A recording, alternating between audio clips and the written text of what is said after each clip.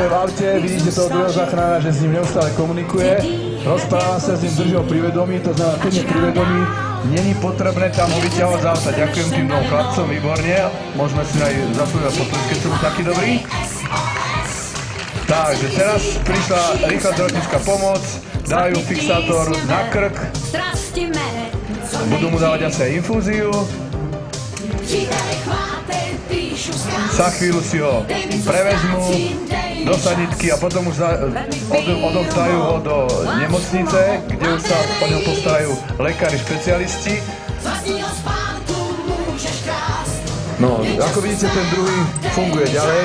Teraz, keď zoberú toho druhého, samozrejme nemôžeme sa dostať k tomu šoférovi, lebo je zakreslený v aute, takže budeme k tomu potrebovať samozrejme aj hasičov, ktorých za chvíľu zavoláme. Oni sú zavolaní, sú strašne ďaleko, idú až z Košíc, takže ešte chvíľu to potrvá.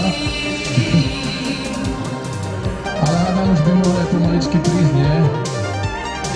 Výborne, takže už počujeme, jak nám húkajú.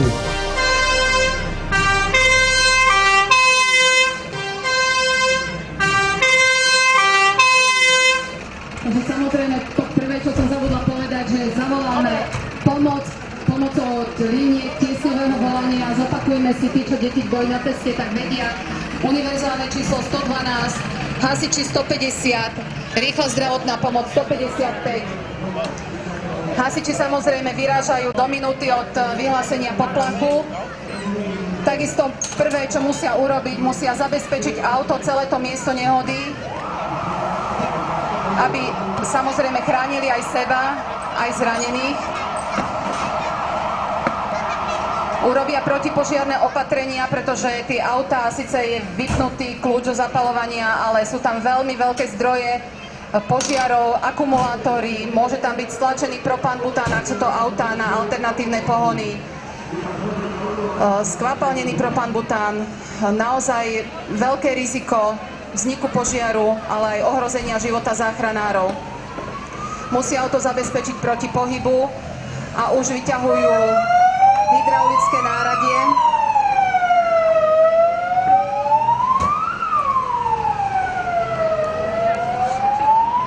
Aby sa dostali k zdroju energie, teda k baterke, a zároveň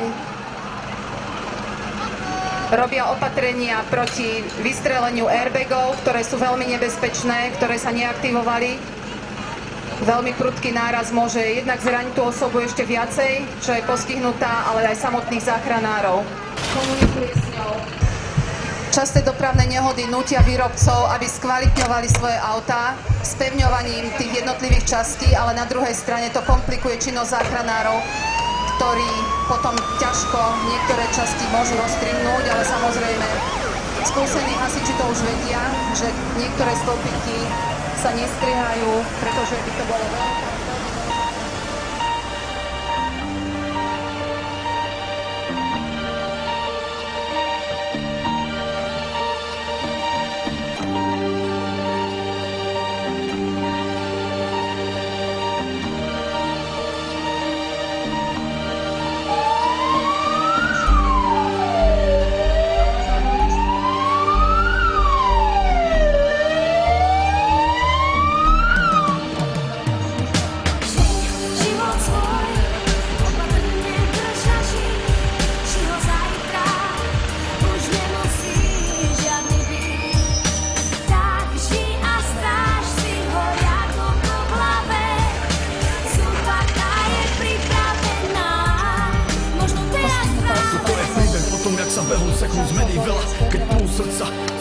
Najmenej bola vystavená prudkým nárazom.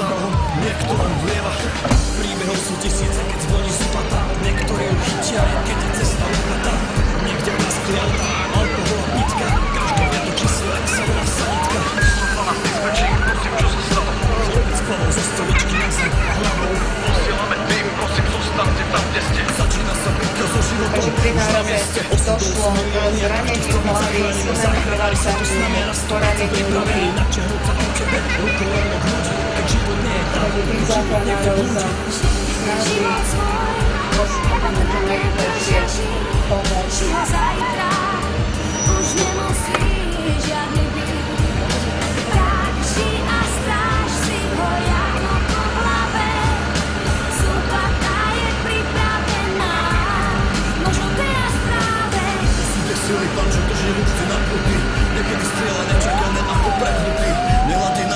zoberie aj deti, o to ťažšie sa potom na hrob nosia smutné kvety. Poznáš ten pocit, keď prebuknú majáky, sireny, ktoré počuť zo zvenú až do ďalky. Nabehnú ti zimom riavky, ani nevieš, čo sa stalo. 7 nočný diaz pred tvojou ranou kávou. Utopenia, havárie, samovraždy, požiar, infarkty a úrazy na celom tomto stožiare. A nemusím to rozprávať do psychických prípadov. Toto nie je práca pre ľudí na slabých základoch.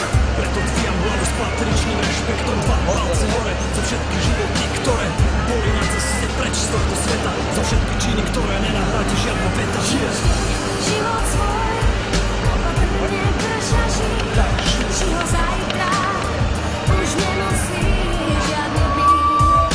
Tak ži a stráž si ho jako po hlave. Zranená osoba je ošetrená, mala zranenú zlomenú ruku, takže dostala na splnenie nákladovú dlahu. Úspešne je naložená do transportného vozíka, pretože nepotrebuje